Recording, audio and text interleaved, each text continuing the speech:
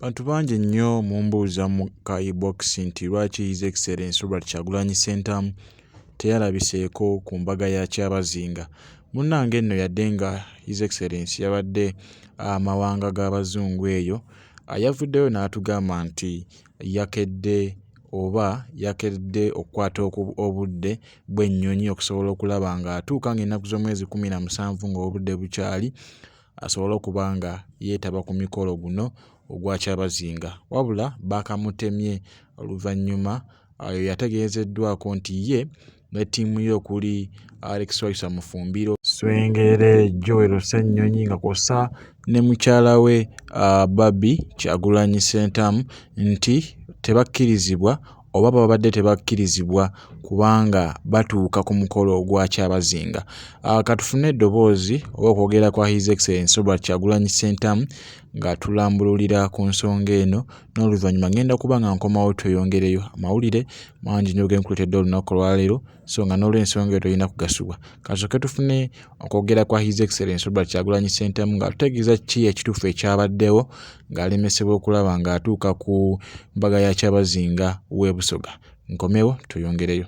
Twebaza kubanga Katikkiro wa Busoga yali yampita ne ttiimu yange era nabadde siri mu ggwanga naye namikize sure nkomawo nga 17 kiro 17 nga bukyali nsobole okwetaba ku mukolo ogwo, naye kusaawa envanyuma nategezeddwa nti Mwami Museveni ne security ne mutabani we bataddewo woda nti siina kubeera ku mukolo ogwo, era nga bwe mwalabye saabaddeyo, naye era tugenda mu maaso n'okuyozaayoza abagole baffe n'okubagaliza obufumbo obw'ekitiibwa. Nasubiddwa nnyo nadde n'onguze suuti yange empya naye era lwe nagenda e Busoga njajjambala. Oyo nno yabadde His Excellency Robert Kyagulanyi Ssentamu ng'ategeeza eggwanga nga bwe yagaaniddwa ye ne ttiimu ye okulaba nga batuuka oba nga beetaba ku mukolo gwa Kyabazinga w'e Busoga. Ensonga nnyingi nnyo ezatambudde olw'ensonga nti omukolo guno tekuli n'omu yalabikiddeko ku kibiina kyonna ekivuganya gavumenti. Awo nno ekirabika nga omukolo gwabadde gwa NRM kubanga aba NRM bokka abasinga be baagubaddeko. Mwalabyeko bafuulu figa, abamuhoozi baabaddeyo, naye from the opposition side Erias Lukwago teyabaddeyo, Kano Kiiza Besigye teyabaddeyo, His Excellency Robert Kyagulanyi Ssentamu teyabaddeyo, Bassemujju Nganda bonna tekuli n'omu yabaddeyo. Baswengere Swengere ono y'omu ku abo abayambyeko okubunyisa olulimi luno olw'Abasoga, naye teyakkiriziddwa oluvannyuma lw'okulabikako ne His Excellency Robert Kyagulanyi Ssentamu bwe yali ng'atwalayo ettoffaali oba giyite contribution ey'omukolo guno ogwali guyindayinda nga gugenda kuba nga gujja. So kati ne Alex Waiswa Mufumbiro naye teyalabiseeko oba teyakkiriziddwa kulaba nga ayetaba ku mukolo guno ogwa Kyabazinga. Jjukira nti naye mwana w'e Busoga eyo Alex Waiswa Mufumbiro. Naye munnange olw'ekibiina ekiri mu bufuzi oba mu buyinza bw'eggwanga lyattu erya Uganda tebaasobodde kubakkiriza kulaba nga beetaba ku mukolo guno.